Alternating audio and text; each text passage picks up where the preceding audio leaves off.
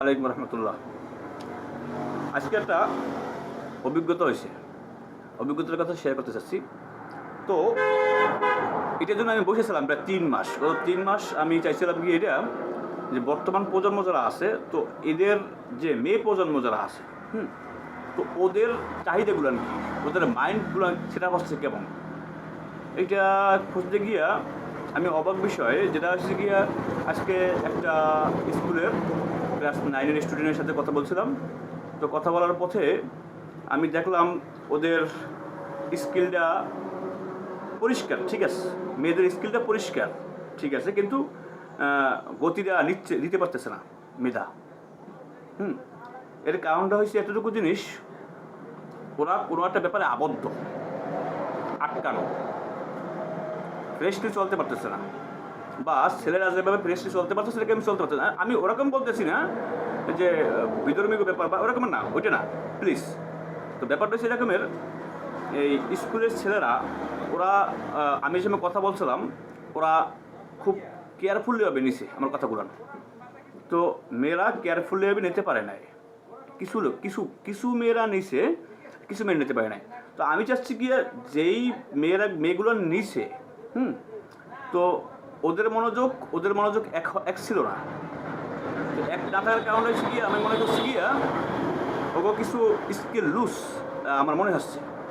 তো আমি চাচ্ছি গিয়ে ধরে না পারুক প্রতিটা ছেলে পেলে এবং ছেলে এবং মেয়ে, কিশোরী সামনের বাংলাদেশের ভবিষ্যৎ।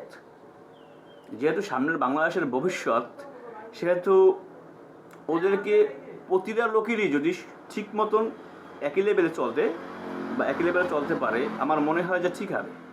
আর যদি কম সংখ্যক লোক যদি আপডেট হয়, বেশি সংখ্যক লোক যদি স্লো হয়ে যায়, তাহলে এই বাংলাদেশ আমার মনে হয় না যে সামনের দিকে আগাবে বা কিছু একটা, তো আগাইতে কষ্ট হবে।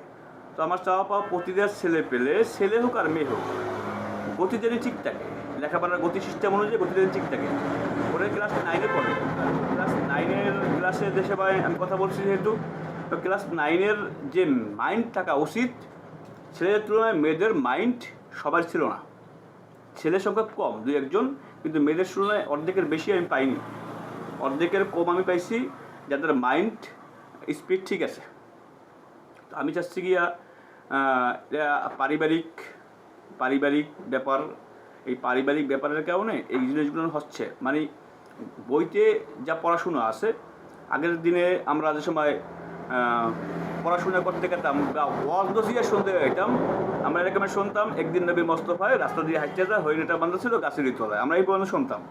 কিন্তু বর্তমান প্রজন্ম কি গাছ কতটুকু ছিল, গাছ দেখতে কেমন, গাছে কী ফল হইতো, এই গাছটা কোথায় আছে, ওরা এটাও জানতে চায়। অতএব ওদের স্পিড কিন্তু স্টারলিংকের মতন, যেহেতু বাংলাদেশ স্টারলিংক আসছে, এরকম স্পিডে স্টারলিংকের মতন হতে যাচ্ছে। গত 20 বছর আগে আমরা এই বাটন মোবাইল ইউজ করতাম গাছের মাথায় বসিয়া, নেটওয়ার্ক পাওয়া যাইতো, আমি ছোটো সময় দেখছি। আর এখন কি তাই করতে হয়?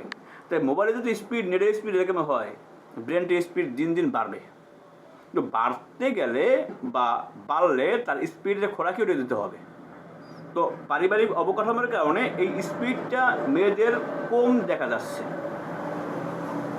শিক্ষার তুলনায় প্রতিটা মেয়ে ওই যে শিক্ষকতা করেই যে চাকরি করা লাগবে, এটা করা লাগবে, খারাপ হয়ে যে ব্যাপারটা এরকমের না। ব্যাপারটা একটা শিক্ষকতা করার পরে তার পেটে যে বাচ্চা জন্মাবে, সামনের ভবিষ্যৎ, সেও এরকম হবে। একটা বংশীয় পরিচয়, একটা বংশীয়ভাবে একটা ব্যাপার স্যাপার আছে এই পৃথিবীতে। তো বংশীয়ভাবে ব্যাপার স্যাপারটা হইতে গেলে এটার অ্যাডজাস্টিং করতে হবে। অ্যাডজাস্ট না হইলে তো এটা হচ্ছে না ঠিকভাবে বা কিছু না। তো এই কারণে অ্যাডজাস্টিংটা খুব গুরুত্বপূর্ণ। এই কারণে প্রতিটা পরিবার, শুধু আমি চাচ্ছি গিয়া আমার কথা শুনবে কেউ, এটা আমি জানি না, কিন্তু আমার মনের কথা আমি বলে রাখছি, স্কুলে যে শিক্ষকরা আছে, এই শিক্ষকরা যেই ছেলেপেলেগুলোর মাইন্ড সেট আপ কম, এই স্পিড কম, এই ছেলেপেলেগুলোর পরিবারের সাথে যোগাযোগ করা উচিত এবং পরিবারে এই বিষয়ে অবগত করা এবং সামনের প্রজন্মের জন্য এটা তৈরি করতে গেলে কী কী দরকার, কী কী দরকার না, এই বিষয়ে কথা বলা উচিত। আমার মনে হয় প্রতিটা শিক্ষক প্রতিটি স্কুলের যে ম্যানেজমেন্ট আছে এই ম্যানেজমেন্ট অনুযায়ী। আবার দেখা যাচ্ছে একটা ব্যাপার আছে, আগের দিনে এই কিছুদিন আগে হাসিনার ক্ষমতা থাকার অবস্থায় স্কুলে এই সভাপতি থাকতো মূর্খ, নেতা নেতা হইলে সভাপতি থাকা যায়। এই যে আবার আসবে কিনা তাও জানি না যদিও, কিন্তু এটা চাই না আর।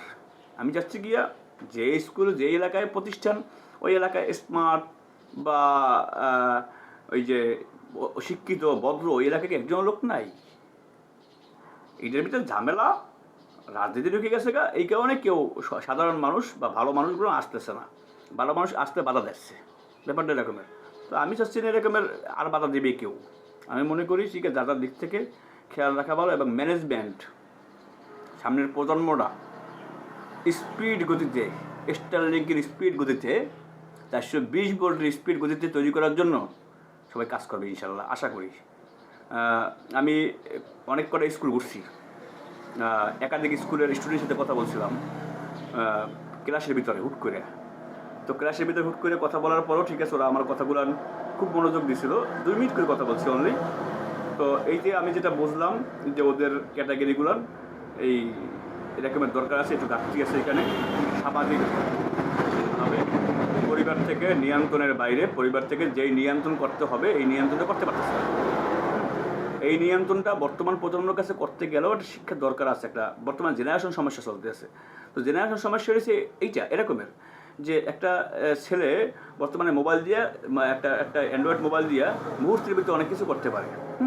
একটা মুরব্বী এটা মনে করতেছে না, এটা বুঝতে আসে না যে আসলে কি এটা করা সম্ভব কিনা, ঢুকতে আসে না। বা ওদের হেগো আগের জমানার বাটন মোবাইলের মতন, তো যেহেতু স্পিড কম এরা ওটা বুঝতে কষ্ট হবে, তো এগুলো একটু হেদের মতন বুঝে যেতে হবে। কারণ শিক্ষকদের কিন্তু পারিবারিক সবাই আমাদের এলাকার বা বাংলাদেশ সবাই কিন্তু মর্যাদা করে।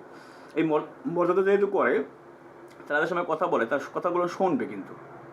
তো শুনলে তাদেরকে ম্যানেজমেন্টে ডাকিয়ে নিয়ে বা তাদেরকে বাড়ি গিয়া তারা যদি বুঝ দেয় ম্যানেজমেন্ট, আমার মনে হয় যে ম্যানেজমেন্ট বুঝ দিলে মানবে।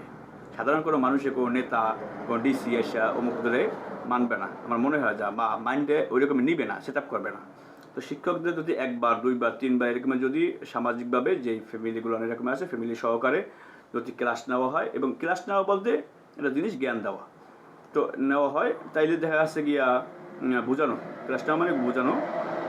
তো আমার মনে হয় যা কিছুটা হইলেও প্রতিকার পাওয়া সম্ভব হবে ইনশাআল্লাহ। Thank you.